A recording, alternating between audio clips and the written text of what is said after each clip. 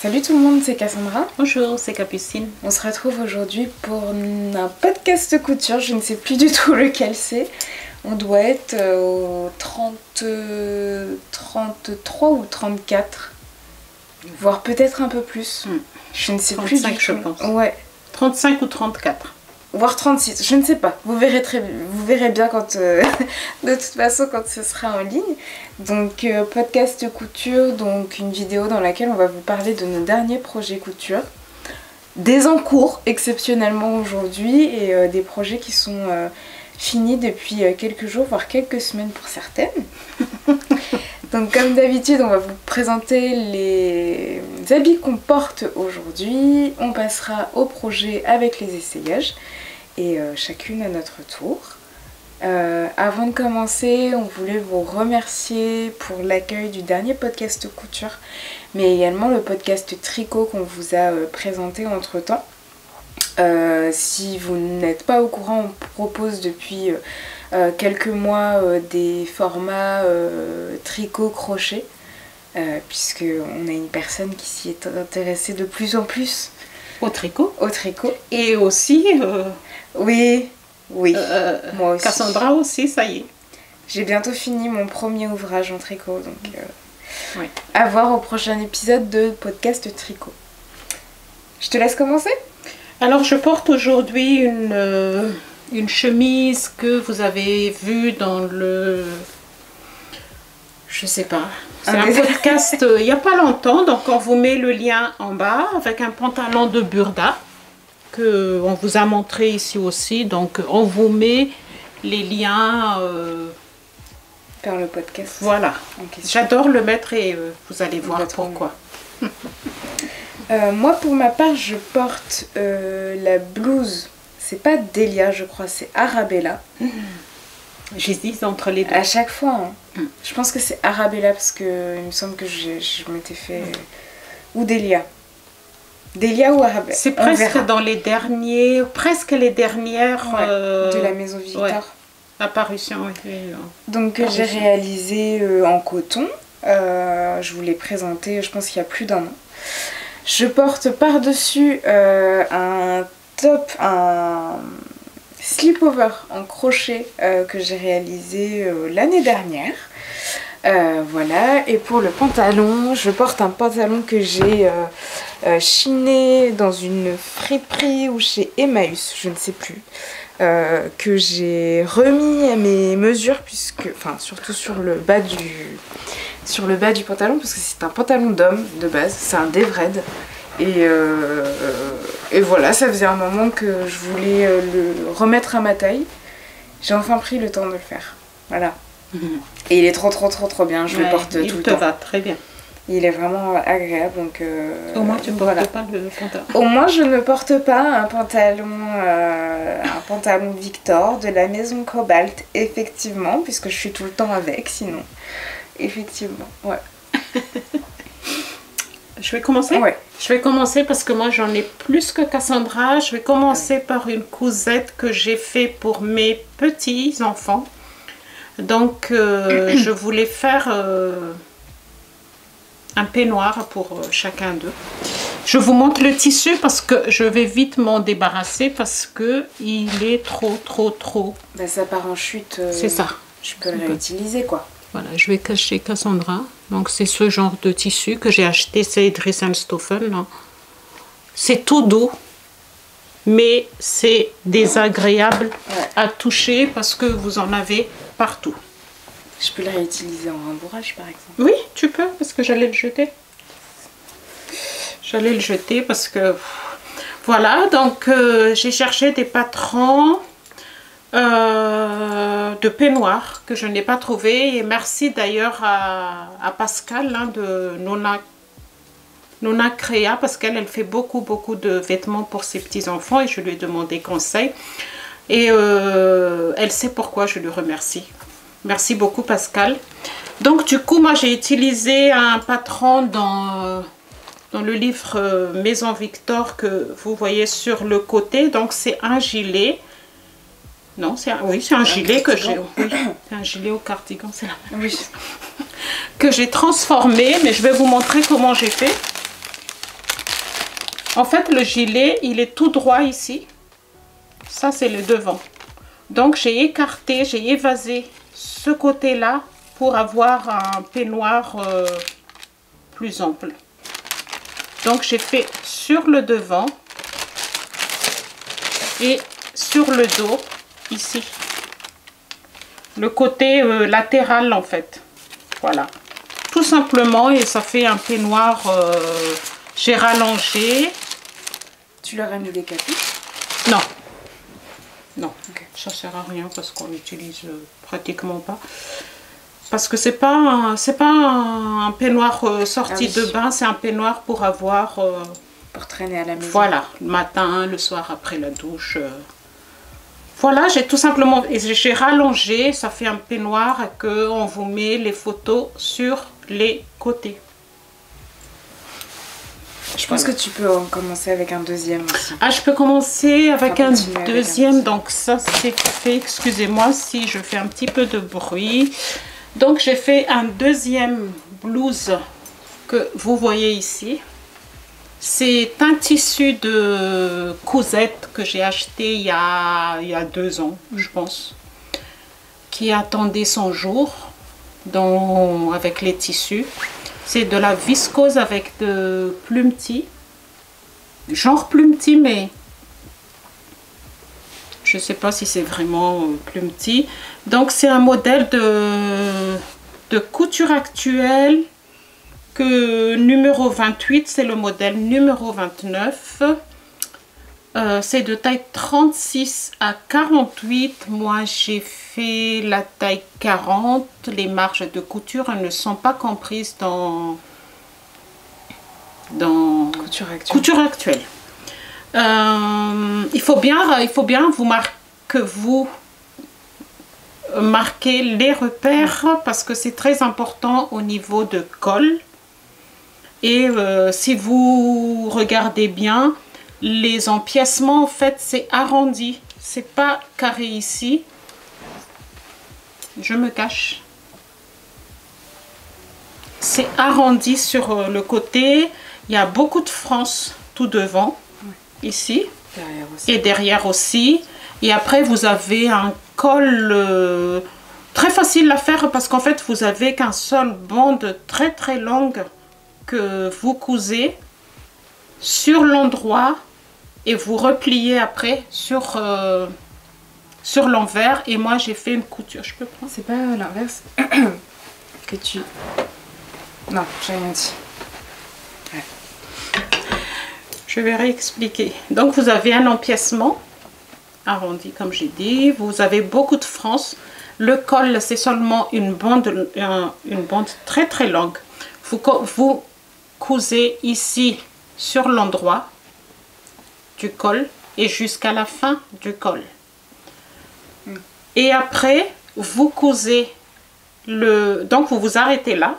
Vous continuez à coudre endroit sur endroit le restant de col un petit peu jusqu'ici au début là. Vous retournez votre col. Moi j'ai fait le bout de col en triangle comme ça. Je trouve que ça fait joli. Et après moi ce que j'ai fait, j'ai replié et j'ai cousu à la main ici. J'aime pas coudre à la main. Mais c'est propre et important ce que tu as fait. Hein. D'accord. C'est pas si joli que ça. Je vous montre. J'aime pas, je prends pas le temps de le faire, ça me saoule. Voilà, donc les empiècements, bien sûr, avant de faire le col, vous faites d'abord la patte de boutonnage qui est cachée.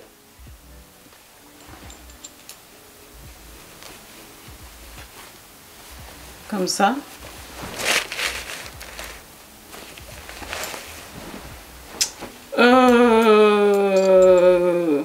Comment dire, la difficulté en fait c'est les différentes franges sur les épaules, l'arrondi, mais sinon c'est au niveau col il n'y a pas du tout de difficulté.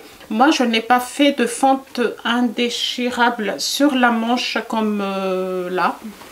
Je fais tout simplement une bande comme on fait avec avec les t-shirts. En fait, c'est exactement la même explication que je vous ai dit sur le podcast que on vous met le lien en bas. C'est exactement le même. Donc, je ne vais pas répéter. En fait, je ne sais pas si vous vous souvenez ou ceux qui ont vu la vidéo. Je vous ai dit que cette partie-là est un petit peu serrée. C'est serré. Donc sur la deuxième, j'ai fait une modification. Donc j'ai agrandi ici et j'ai suivi, si vous voulez faire un capture d'écran, c'est pour agrandir cette partie-là quand vous avez des manches trop serrées. Je vous mets en photo. Cassandra met en... Non, je mets là et puis je mets là. Puis vous prenez, vous faites une capture d'écran. Là. Ça c'est Burda ou couture actuelle? Ça c'est couture actuelle. Donc ils donnent des fois dans couture actuelle ou même dans Burda, ils donnent des astuces hein, pour voilà, pour adapter un patron. Ici c'était les épaules tombantes ou épaules trop carrées, rallonger les manches. Et là c'est pour élargir cette partie là. Donc voilà, au cas où ça peut vous aider. Du coup, tu l'as fait sur... Je l'ai fait donc sur le deuxième. Donc ça va mieux. Ça. Si vous voulez avoir plus d'informations, n'hésitez pas à aller voir le podcast où j'ai fait la blouse. Tu mets pas ton thermocollant jusqu'au bout? Non, celui-ci non. J'ai mal calculé. Okay. Mais normalement, si. Je mets des thermocollants très très fins sur les... En fait, nous, les thermocollants, au niveau de l'épaisseur, ne me demandez pas H parce que... Je savais même pas que ça existait. Nous, on n'achète pas de thermocollants, comment ça s'appelle? HJ, je sais pas quoi. On fait au feeling. Voilà, on fait au feeling et en plus on a 3 sortes, je crois, un fin, un moyen et un épais. Ouais. Et on achète à la mercerie de notre ville. Voilà, pour cette blouse, donc c'est viscose de Cousette que j'ai acheté, je ne l'ai pas encore mis. J'attends le podcast et après. Mais elle est trop belle. Enfin, vraiment, ça te va bien au teint. Merci. Je vais te l'indiquer.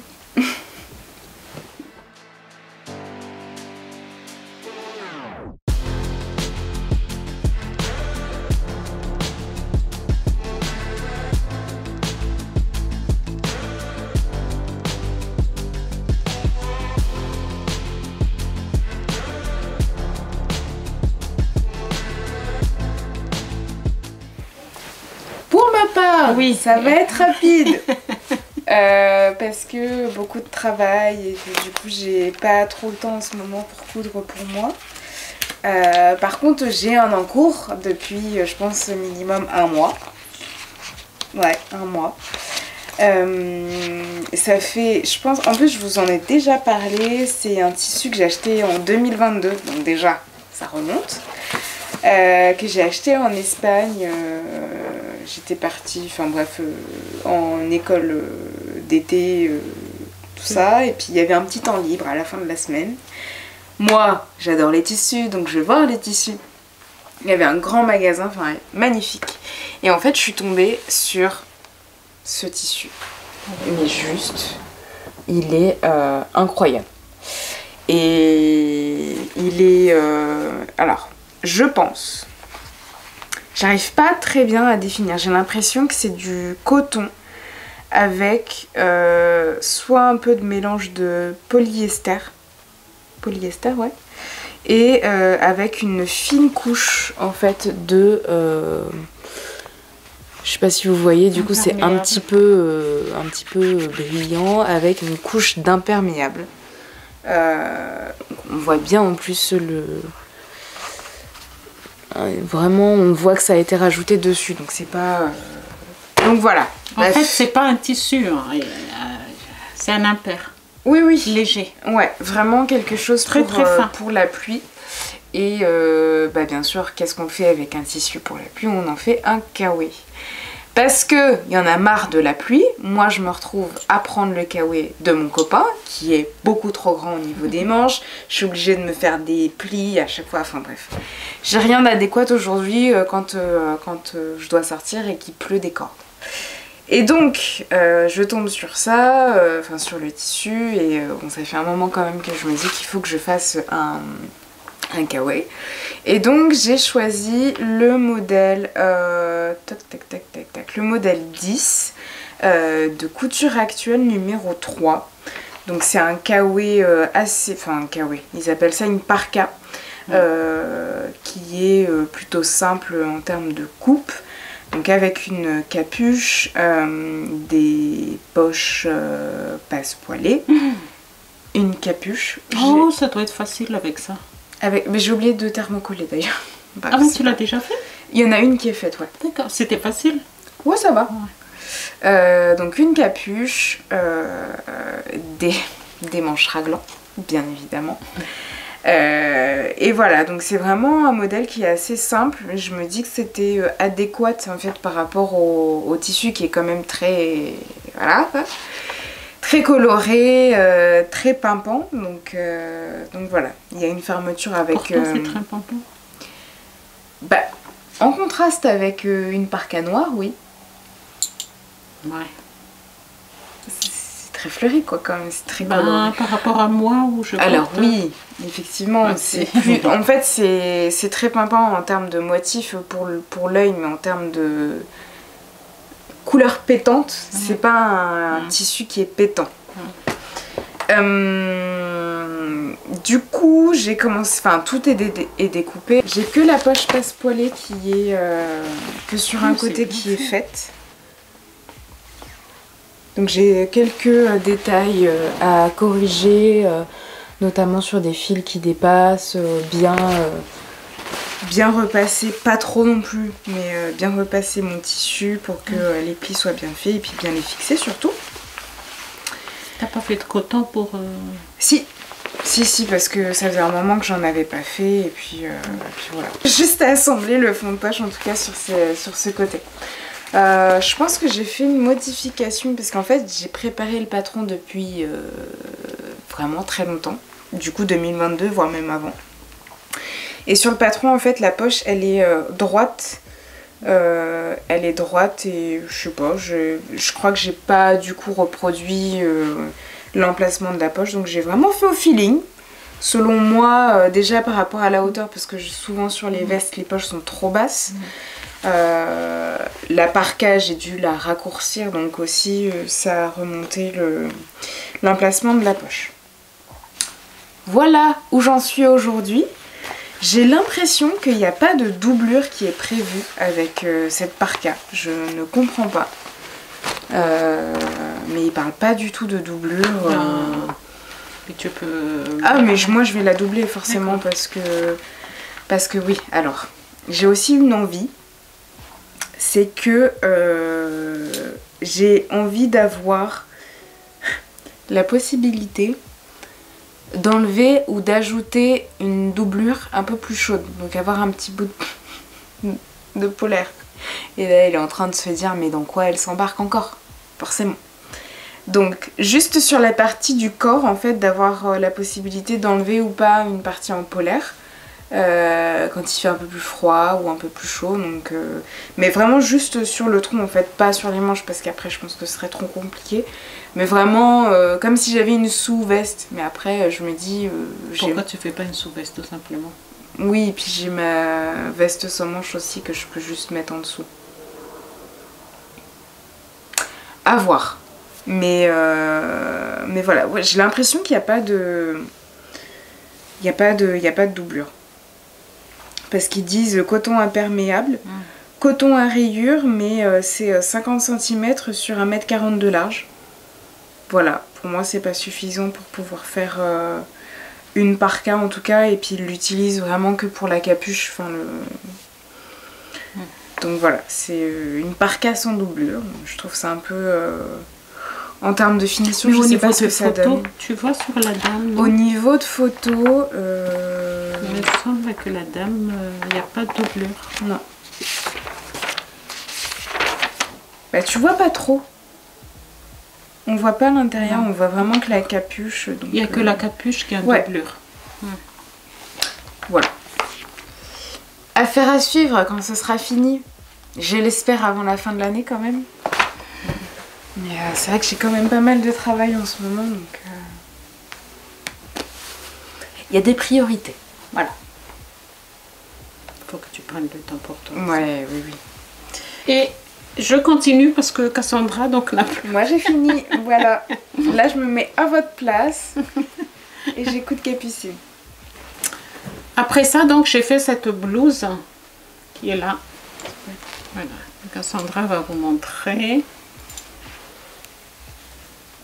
Avec des frances toujours, hein, puisque moi j'adore les frances. Donc en haut, il y a aussi ici, il y en a là. Sur les épaules, col levé, comme sur la photo, hein, c'est avec un col, mais ici, l'encolure en V. Vous avez des poignées de manches. Je ne sais plus s'il y avait un fond indéchirable ou non, j'ai cousu. Voilà, si tu peux montrer les boutons comme ça.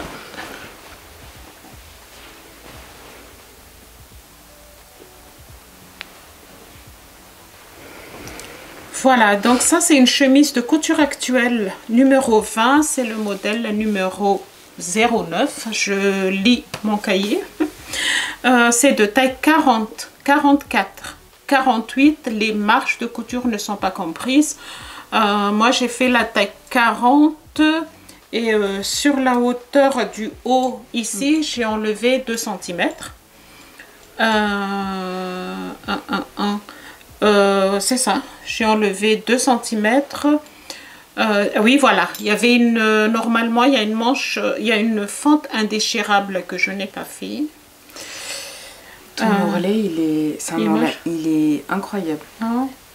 Ourlet mouchoir? Ouais, j'ai fait avec le pied. Ah. Tu peux montrer. Je sais pas si ça va se voir. J'ai fait avec le pied, avec un pied pour faire un ourlet mouchoir. Il est très beau, très bien fait. C'est de la viscose de Dressenstoffen. Je l'ai fini. Il y avait des traces de stylo friction. Je les mets à laver. Ça sort de la machine. Ah oui. Le poignet était déchiré. Je n'ai pas compris pourquoi. Donc j'ai refait complètement le poignet. J'ai pas compris. Il y a des fois, il y a les machines, moi aussi ça le fait sur certains vêtements. Soit quand ta machine est trop pleine ou que ça s'accroche en fait à l'intérieur. C'est un peu frustrant. Surtout quand tu viens de finir ta cousette, que tu as envie de la C'est la porter, première fois que ça m'arrive. Bon, ben, comme d'hab, hein, il reste toujours des petits fils un petit peu partout. Les explications de couture actuelles, comme d'habitude, ne sont pas très détaillées. Donc, il faut vraiment avoir, je dirais, logique couture, que vous imaginez en fait la couture, le vêtement fini, vous imaginez, et que vous partez de ça. Parce que si vous suivez ce qu'ils disent, vous n'y arrivez pas. Le plus difficile, je pense, pour moi, pas difficile entre parenthèses, c'est de penser, parce qu'en fait, la partie de la patte de boutonnage était à part. Donc, vous avez 2 bandes qui viennent du col ici, qui descend jusqu'ici, donc à couper 4 fois. Et vous le cousez endroit sur endroit, vous insérez les brides, parce qu'il y a des brides que j'ai fait ici, là. Non, c'est plus facile si je vous montre comme ça. Vous faites des brides comme ça, donc vous préparez vos brides. Moi, ce que je fais quand c'est comme ça, je ne fais pas un par un. Moi, je fais un grand, très lent, que je prépare et après je coupe. Et je surpique et vous préparez la bande de boutonnage endroit sur endroit et vous insérez les brides et vous cousez. Et après, vous cousez une partie endroit sur le devant. Vous retournez et puis vous préparez l'ourlet et puis vous cousez après. Moi, j'ai fait une surpiqûre comme d'habitude. C'est clair ou pas? Oui, oui. Voilà. Et que je vois ta surpiqûre aussi, elle est très belle. Enfin, la machine, elle est très belle. Comment ça, la machine, elle est très belle? Non, je pense qu'elle fait vraiment une belle... Ben non, mais c'est que je me dis... je veux dire, t'as pas de décalage. Parfois, quand tu fais des surpiqûres, t'as un endroit, surtout à l'envers, ça décale pas. Je sais pas si vous avez des astuces, justement, à nous partager pour réussir des surpiqûres qui soient belles des deux côtés. Ça m'arrive. Là, il est... Là, parce qu'en fait, j'ai repassé. Enfin, je vous montre ce qu'elle parle. Hein. C'est ici, là. On dirait que c'est pas clair, là. Et en fait, c'est cette partie-là qu'elle vous parle. En fait, j'ai tout simplement, comme toi tu fais, parce que toi, tu m'as montré que tu replies bien la marche de couture, tu repasses et après tu mets beaucoup d'épingles. Oui. Et c'est à peu près ce que j'ai fait là. Mais des fois, c'est pas si bien que ça. Hein, regarde là, ça sort. Voilà pour les bandes de boutonnage. Donc après, une fois que vous avez fait la bande de boutonnage, vous mettez l'empiècement dos, endroit sur... enfin, les empiècements. Moi, je fais toujours en burrito. Je ne fais plus de... Je mets la partie dos en sandwich entre l'empiècement, les deux empiècements du dos. Et sur le devant ici, je fais un burrito. Donc, vous pouvez regarder des vidéos, comment faire des burritos. Il y en a beaucoup sur YouTube. C'est tellement pratique. C'est tellement pratique et c'est plus joli. Ouais. Et après, j'ai surpiqué ici et l'empiècement. Je crois que je ne l'ai pas surpiqué. Cassandra me dit, mais tu surpiques pas? Ah bon? J'ai dit, ah oui, elle a raison. Mais c'est plus joli, donc j'ai surpiqué. Et après, donc, vous montez les manches. Moi, ici, c'est avec des frances, donc j'adore. Ici aussi, c'est avec des frances en bas. Et après, vous avez un volant que j'ai enlevé de... Je sais pas... Il est grand, le volant, hein, sur le magazine. Ouais, il est lent. Et moi, j'ai enlevé 5 cm, je crois. Que vous mettez sur le bas. Et normalement, il est ouvert, comme vous voyez sur la photo tout à l'heure. Il est ouvert en bas, ici. Et que moi, j'ai fermé parce qu'on voit tout mon ventre et tout. Je n'aime pas trop. J'ai fermé. Et voilà. Et puis, ça fait une blouse que je mets sur mes... que vous voyez en photo parce que... Sleepover. Oui. Vous verrez des photos au lieu de vidéos, tout simplement parce qu'il fait pas chaud dehors. Donc, voilà. Elle est trop belle. Maintenant, je peux le porter aussi parce que je ne l'ai pas du tout porté. C'est vrai, ça. Elle est restée longtemps dans l'atelier. Elle s'ennuie dans l'atelier. Elle a appelé au secours. Et puis, mon quatrième cousette. C'est charbonnant. Quatrième cousette. Je ne vais pas en parler beaucoup. Est-ce que je vais encore vous dire lequel c'est comme pantalon? Peut-être pas. Le derrière, j'ai fait une modification. J'ai mis des poches au lieu d'être carré comme d'habitude. C'est en triangle en bas. Je ne sais pas si ça se voit. Ici, c'est un tissu de chez Toto. On dirait qu'il est... On en parle de Toto ou... Vas-y. Bah, il ferme plus du coup. Non. C'est un autre débat, on n'est pas là pour ça, mais bon. On dirait, il est un peu... On dirait du velours. Ouais, il est bien. C'est dommage que ça fait ces traces-là. En fait, il est parti au lavage et ça sort de la machine et ça fait des traces blanches partout. Est-ce que quand tu le repasses après, ça part ou Non, est-ce que c'est parce que vraiment là, le truc de pliage? C'est la machine. Là, on a changé de lessive. On a pris des lessives noires. Vous avez des astuces, nous on prend. Mon erreur avec ce pantalon, parce que j'avais pas beaucoup de métrage. Ah oui, c'est vrai. Et ça se voit, franchement ça se voit pas. Non, ben, je le mets. Hein. En fait, j'ai coupé mon tissu trop au bord et ça a pris toute la partie de l'aise. Le trait qu'on voit. Le trait qu'on voit sur les laises. Je sais pas si vous allez voir, mais moi ça me gêne pas, je le porte, je m'en fous. Les gens ils viennent pas pencher voir mon pantalon si c'est. Donc c'est le pantalon Turi. C'est le. Je sais pas. 19e. Machine. Voilà, mais il est tout doux, il est tout doux, il est. Vraiment, on dirait un mélange entre de la gabardine et du velours côtelé très très fin, voire de la peau de pêche. Et il y a un petit peu d'élasticité. J'adore ce tissu, mais c'est dommage que. Après, sinon tu le retins. Hein. Ouais, c'est ce que je vais faire comme tu dis aussi l'autre verre là. Mais pas complètement parce que tu sais, tu as plusieurs dosages pour soit raviver ton tissu, soit vraiment teindre ton tissu. Ouais. Parce qu'en fait, ça fait des traces. On dirait qu'il est sale alors qu'il est propre. Ouais. Après, moi, j'essaye de mettre mes jeans à l'envers dans la machine. Ah. Bah, ça atténue un peu parce que. Il a acheté là et on a pris de lessive noire. Donc,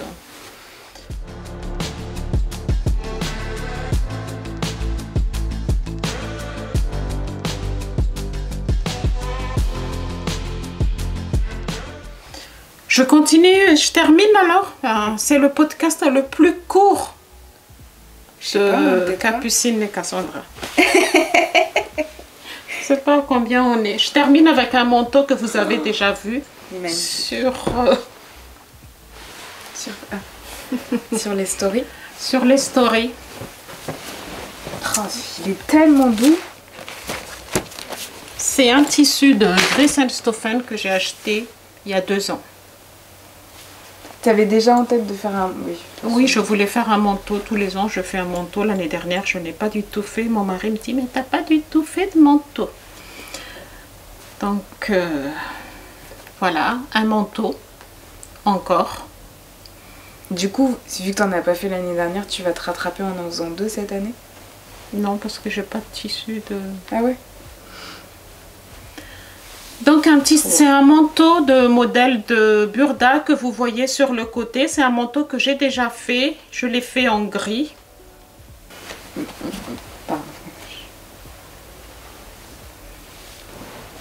Doublure en... Coton? Oui, popeline de coton. Sauf les manches. Hein. Les manches, je ne fais pas en popeline de coton.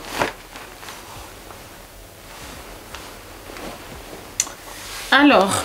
C'est un manteau qui est un petit peu technique, c'est modèle de Burda numéro mois d'août 2022, c'est le modèle 106.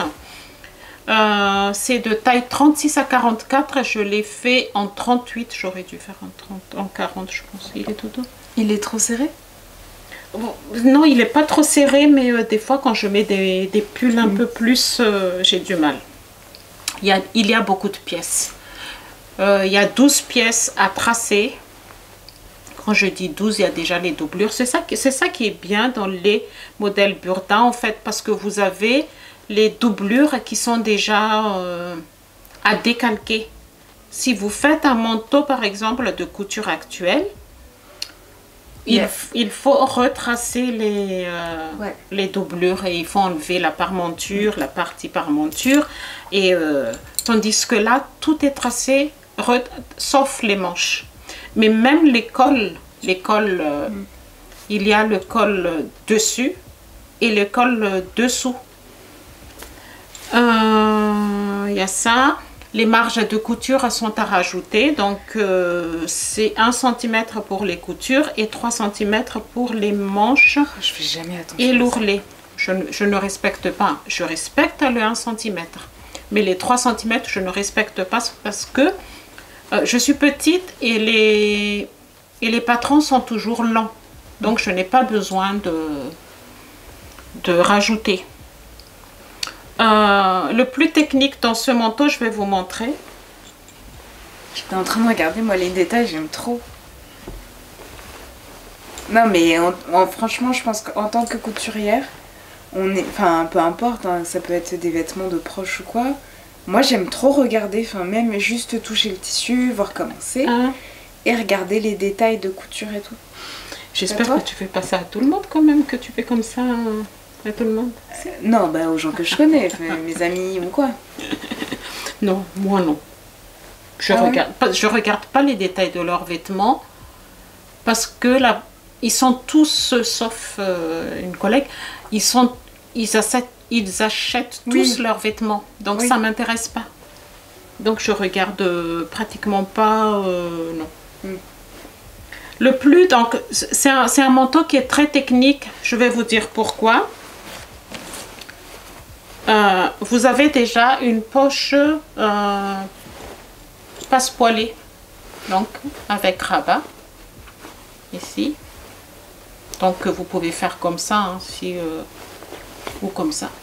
Mais c'est surtout, vous avez ce détail. Et de la pince. La pince. Vous avez une pince poitrine devant. Et il faut que vous découpez ici. Vous découpez cette partie-là pour faire d'abord la pince. Vous faites votre poche passe-poilée avant de continuer.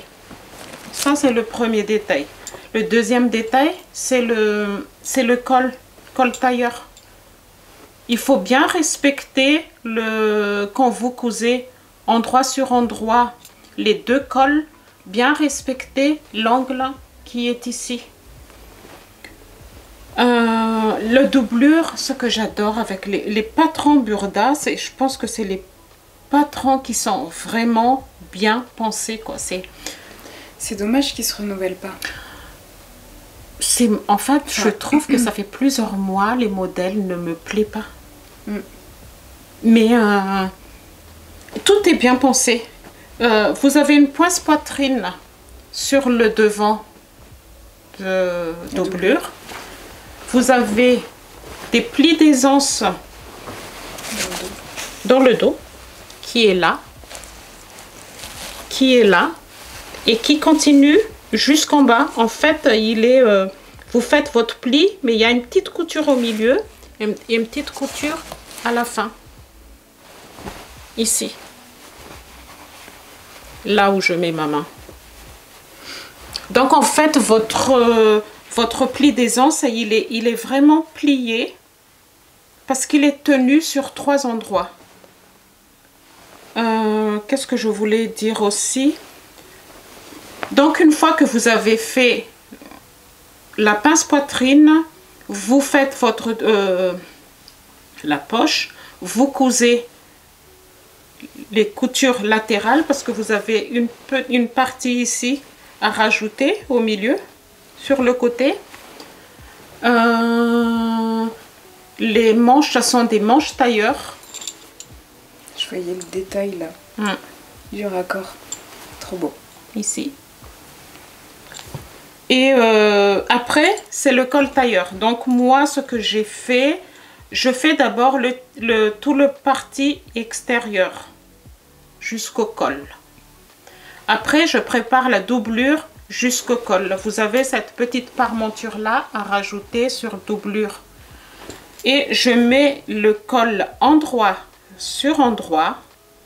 Je couds ici, là. Je couds ici, là, en faisant bien attention ici. Il ne faut pas du tout coudre dans les marges de couture, sinon vous aurez des plis ici. Vous avez beaucoup de vidéos qui expliquent aussi comment faire les cols tailleurs sur YouTube. Et une fois que c'est fait, vous retournez votre col. Et moi, je passe toujours les deux marges de couture de col que je couds à la main pour tenir, pour que le col ne bouge pas. Encore une petite pensée à Nathalie pour La manche qui est vraiment... Depuis, j'arrive à faire sans souci. D'ailleurs, elle a republié sur Instagram en réel justement l'astuce pour éviter tous les embûts il y a quelques semaines. Donc n'hésitez pas à aller faire un tour sur son compte. Elle poste régulièrement des astuces aussi. C'est Yaka Coudre, Nathalie. J'ai mis une petite épaulette ici et une manche de cigarette que je fais avec des molletons, des tissus molletons en 4 cm que je plie en deux et que au niveau de longueur, je regarde à peu près le longueur où je vais le mettre, donc à peu près la tête de manche ici. Et après, je mets une épaulette. Donc après, ben... Vous avez votre manteau, hein, il faut retourner. Ah oui, je glace toujours les manteaux au niveau de couture ici pour que, en fait, votre manteau, au niveau du bas, au niveau de doublure, est bien fini. Oui, ça fait pas de bourrelet ici quand vous glacez cette partie-là. Le tissu extérieur. Et pareil pour les manches. Voilà. Si vous voulez voir d'autres explications sur ce manteau, je vous mets le lien sur la première version où nous avons parlé de notre manteau impair. Il y a d'autres vidéos qu'on a parlé de manteau impair et la vidéo où il y a la première version de ce manteau. Et voilà. Ah oui, ça aussi. Avec des boutons chinés faits en France. Voilà. Que Cassandra a trouvé. J'étais trop contente de voir que c'était fait en France. Enfin... C'est des vieux boutons. Ouais. C'est des vieux boutons. Je ne sais pas si vous avez vu les boutons qui est cousu, oui, tenus par un par un papier, sur un carton que Cassandra a trouvé. Et les poches, j'ai fait donc aussi en doublure, ici en même doublure. C'est coton, popeline de coton de Dresden-Stoffen. C'est un tissu que j'ai... Ça fait des années que je l'ai, que je ne sais pas quoi en faire. Et puis voilà, ben, il a trouvé son issue. Pour tenir les boutons, mais là par contre c'est pas bien vu ce que j'ai fait. Je mets des petits boutons ici pour tenir les boutons, mais j'aurais dû faire en bouton transparent ou bleu. J'ai pas réfléchi. Comme ça, votre bouton, elle se tient bien, elle bouge pas. Vous cousez en même temps les deux, ici et ici. Mais si j'ai la foi, je changerai, mais bon, c'est un détail pour le moment. Pour le moment, lui, il est déjà porté plusieurs fois. Je trouve beau. Vraiment, il est tout doux. Ça me donne envie de faire un manteau. Bah oui. Mais il faut. Ouais.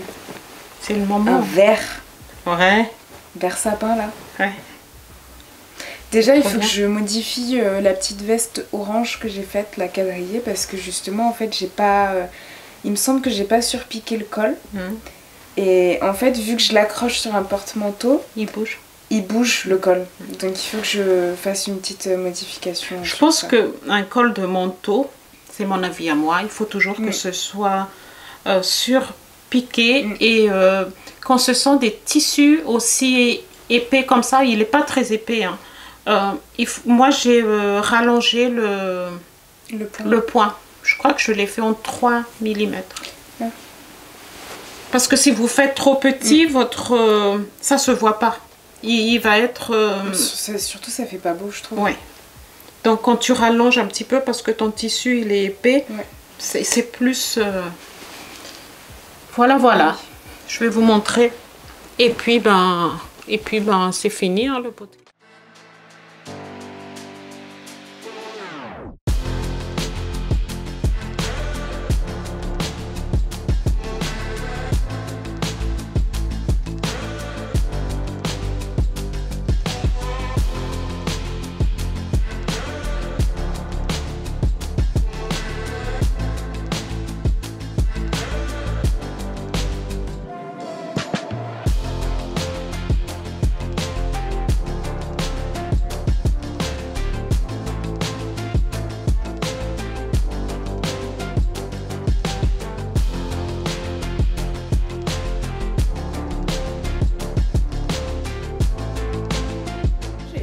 question à vous poser. Je couds de plus en plus et je m'interroge sur l'achat d'une machine à coudre industrielle, donc pas semi-professionnelle, vraiment industrielle. J'aurais bien aimé avoir vos retours, en tout cas d'expérience, si c'est quelque chose qui vous a vraiment changé l'expérience de couture, en tout cas sur vos vêtements, si vous voyez une différence aussi de qualité sur le rendu. Voilà. Et puis quelle marque vous utilisez? Après les marques, c'est pas forcément quelque chose qui m'interroge pour le moment parce que j'ai déjà des marques en tête qui, je pense, pourraient répondre à mes besoins. Mais vraiment juste sur l'utilisation. Sur l'utilisation au quotidien, ce que ça donne. Si vous voyez éventuellement des désavantages d'en avoir une, même si pour le moment, moi je le vois pas, mais après je sais que ça veut dire d'avoir une machine à coudre qui puisse faire aussi des boutons de boutonnière, tout ça. Mais c'est vrai que je couds de plus en plus. C'est pas que je vois un certain... comment on dit, une certaine limite à ma machine à coudre parce qu'elle est très bien, mais c'est vrai que je sais pas. Oui, on va attendre leur avis. Je suis en train de me renseigner parce que voilà, il y a des personnes, enfin la dernière fois je suis allée dans le magasin où on va pour faire la révision de nos machines qui elle me proposait vraiment une piqueuse plate, donc pas forcément les machines industrielles, mais en format machine à coudre qui fait que de la piqûre droite. Et sur un pied quand même? Bah, on dirait vraiment une machine à coudre que tu peux mettre sur une planche avec un trou et ça te fait comme une machine industrielle, sauf que c'est pas le même fonctionnement. Je pense que c'est à pédale comme on a, alors que les machines industrielles c'est une grosse pédale ou bien sur le genou. Voilà, je me pose la question, donc si vous avez des expériences à partager, je suis preneuse. Voilà. Et effectivement, on en arrive à la fin de ce podcast. Je ne sais pas si c'est le plus court ou pas, je peux pas te dire. Et puis, on espère que ça vous a plu. N'hésitez pas à nous partager vos projets en cours. Moi, j'ai l'impression qu'il y a beaucoup de gens qui font du tricot en ce moment. Oui. Ça se remplit de tricot. Ouais, et puis, les couturières qui fait de tricot, il y en a beaucoup. Donc c'est pour dire que... Voilà. Ah, on va peut-être dire aussi nos retours sur la colle, parce qu'on a posé la question. Oui. Ouais. C'est trop bien. Franchement. Enfin... Je sais pas toi, parce que moi du coup en fait c'est pour les produits que je vends, en tout cas sur de la finition, c'est vraiment... C'est pas mal. En fait j'ai pas peur de les laisser à des personnes parce que je sais que la boutonnière va pas s'effilocher, où il n'y a pas plein de fils qui sont dans le trou, enfin voilà. C'est pas mal. C'est pas mal. Après, moi, par exemple, ici, je n'ai pas fait comme toi, tu fais devant, derrière. Ouais. J'ai fait que sur le devant. Au début, je faisais que d'un côté. Ouais. Et c'est vrai que... J'ai fait que sur un côté, mais je vais peut-être faire off. Après, vrai, moi, ça c'est pour moi. Sécher, donc, mais pour elle qui vend pour sa boutique, oui. Mais moi, un seul côté, ça me suffit. Ça met pas beaucoup de temps à sécher et vraiment, en fait, vu que vous avez, c'est un petit bec, vous appuyez pour faire sortir un petit peu la colle. Il n'y a pas beaucoup qui sort au début, donc c'est vrai que ça vous permet d'avoir aussi une application assez nette, assez précise de là où vous voulez la mettre. Donc en vrai, moi je trouve ça trop bien. C'est une bonne alternative, je trouve, quand on n'a pas par exemple... Vous savez le ciseau... Alors je sais qu'il y a des ciseaux à bois qui sont plats où il y a juste à faire un coup de marteau et du coup ça coupe, mais je sais pas si c'est la même chose en couture. Mais c'est pareil en fait, ça a la même forme. Faut juste donner un petit coup et pareil ça coupe vraiment net. Je sais pas si c'est exactement le même outil ou pas. Non, ça c'est seulement pour couper. Tandis que la colle, en fait, ça évite vraiment les fichus. Oui, mais justement, avec cet outil-là, avec l'outil, en fait, ça peut permettre d'avoir très net, quoi. Oui, quand même. Après, oui. Mais je pense que c'est un bon investissement. C'est 8 €. Je pense que peut-être que sur Amazon, vous pouvez avoir quelque chose de moins cher, parce que là, on a prêché dans notre mercerie dans notre ville, mais moi, je trouve que c'est une bonne solution pour avoir des choses propres, voilà. Voilà. On se dit à bientôt. Au revoir. Salut.